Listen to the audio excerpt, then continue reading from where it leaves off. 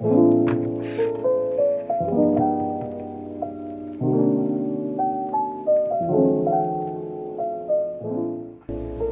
everyone, welcome to today's video, which is a bullet journal flip through. This is actually my bullet journal I used from January to around August, but I thought I'd just show it to you because why not? And somebody said I should in the comments of this community post.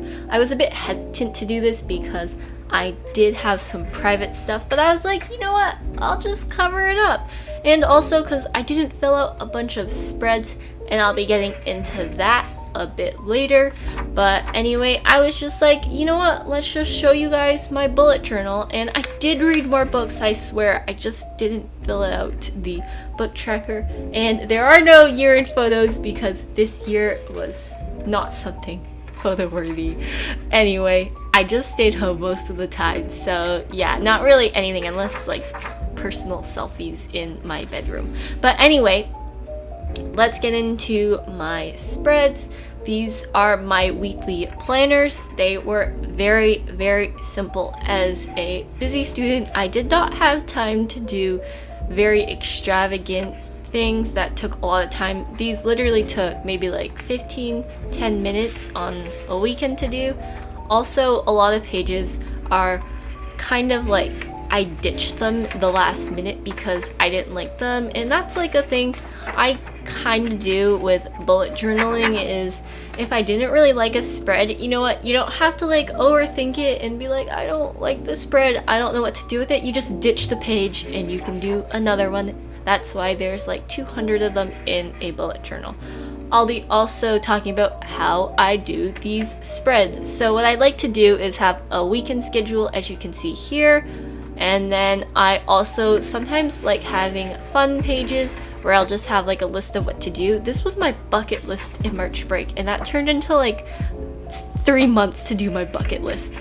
Anyway, I also like doing these things on the weekend, but then during the week I would have the weekly planner, and it would work very well for me, I would say. Also, I have a bunch of spreads for each month, but I never did a plan with me video because I never really had time to do them. Also, this is the first time I tried doing a different layout, and I really liked it. You know, what's sad about this page is that it never happened because school got canceled. But I just tried doing this over the March break, as you can see right here, and I really liked it, and I was so hyped to use it when I got back to school, but I never got back to school, and it just turned into online school. And I even had this March break plan, which I was gonna do the entire March break, but you know what? That turned into a very long March break. And this is April, when online school became like the real deal, and I needed a different bullet journal spread to fit my need, and that is when my time thing came in, which was really helpful, by the way, for just like planning everything and going to all those Zoom meetings, because for some reason my teachers would not schedule it at the same time every week, so I would sometimes forget, and I didn't want to forget a Zoom meeting because I thought that would be really bad. Also, I watched a YouTube video and took notes on that, so that's what that is. Sometimes like a few journal spreads go unused, but that's definitely alright.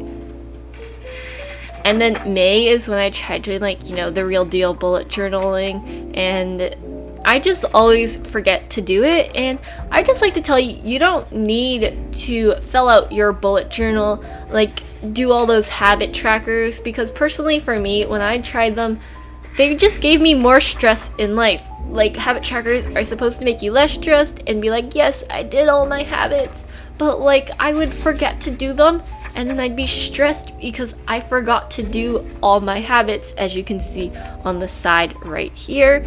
And then I just realized, you know what, bullet journaling is for yourself. You can do what works for you. That could be tracking your habits, that could not be tracking your habits. This is my month of June, and I didn't do these habit trackers because honestly they gave me stress. And I found the thing with bullet journaling is that if I didn't like a page how it looked when I drew it, I didn't want to use it. So that was kind of an issue for me, And that's why I didn't really like doing the plan with me videos on my YouTube channel, because I couldn't really control how it looked, because my head couldn't be over the journal, if you know what I mean. Like, you know how when we write, like our head is like over it, but then if my head got into the frame, like everything would be ruined. So, you know, it wasn't really a big fan for me, but you know what, that's all right. And here is just more weekend trackers. It's getting to the end of like the school year pretty soon. I just have like a few things to catch up on and like things to do, but otherwise it's a very stress-free life at this point, and I'm getting more into my YouTube planning. I filmed a bunch more videos if you look back to around like June, July, August, around that time, but I used Notion to plan the videos, but I would use my bullet journal to plan when I would film the videos, so it was really essential in that. But anyway, we're approaching the end of this video, the end of my bullet journal, but it was really nice while I lasted. Although I switched to digital planning, I did really enjoy bullet journaling during the time I had it. It was a lot of creative freedom and just fun. So if you enjoyed that video, be sure to leave a thumbs up, subscribe, and I'll even see you later. I hope you have an excellent 2021. Bye bye.